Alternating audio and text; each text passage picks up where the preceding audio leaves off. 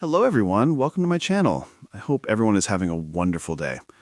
The morning started like any other at 6 a.m. with the familiar hum of London streets seeping into living rooms across the country.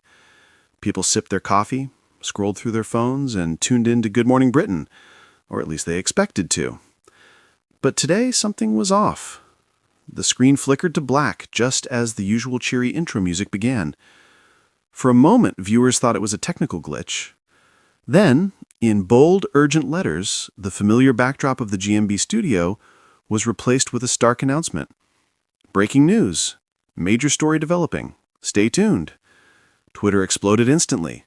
Hashtags like GMB breaking, ITV, and what happened were trending within minutes. Rumors spread like wildfire.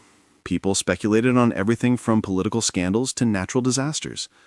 But none of it prepared them for what was about to drop.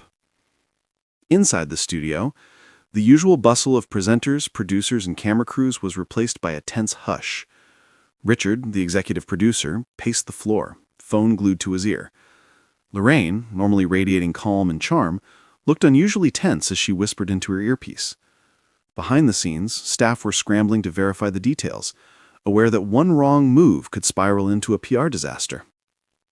"Is it confirmed?" Richard demanded, his voice tight. "Yes," came the reply. "We need to prepare for a statement, and it's not good for the show." As viewers waited anxiously, the news finally broke.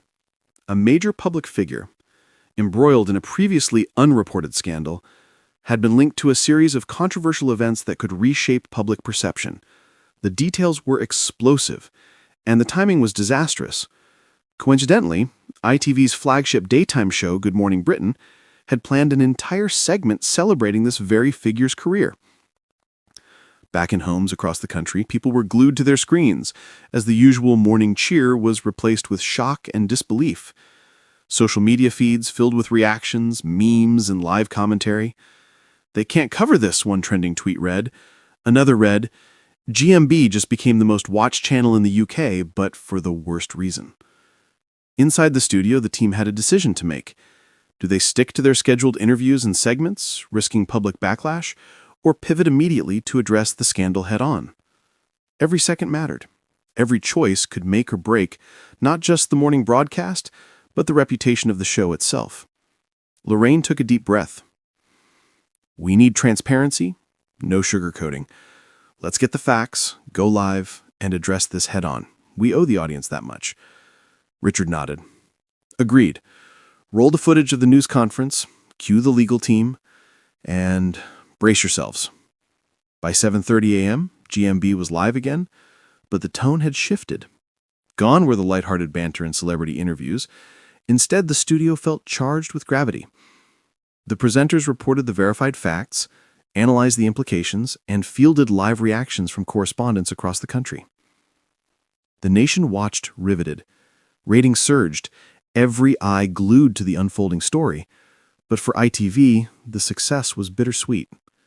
The scandal overshadowed the show's usual charm, and insiders worried about long-term damage. Advertisers whispered concerns. Social media was relentless. And yet, despite the chaos, GMB had demonstrated its resilience, turning a potential PR nightmare into a testament of journalistic integrity.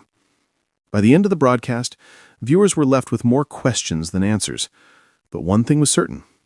Good Morning Britain would never be the same. The morning that started like any other had become a defining moment for the show and for everyone watching.